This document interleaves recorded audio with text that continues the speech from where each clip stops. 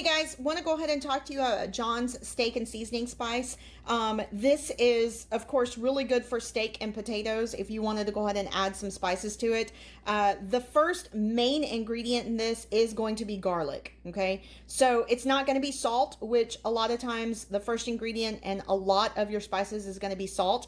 But the first three are going to be garlic, onion, and red bell pepper. Okay, then it goes on to the green bell pepper and, black pepper, celery, parsley, then salt, and then, of course, sugar and any other spices. So I don't use this on steak. I have, but that's not what I use it actually for. The main thing that I use this for is actually going to be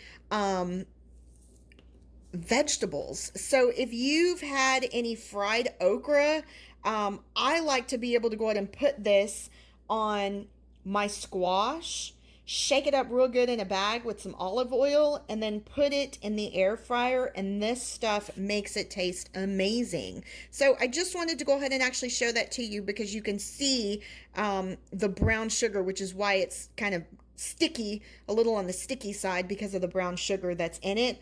But the main ingredient in this is not salt, and that's really why I love it, because you don't have to worry about a very salty flavor when you add it to a lot of your vegetables rather than your steak. A steak is great with this stuff, but I really like it on my vegetables more than I like it on my steak.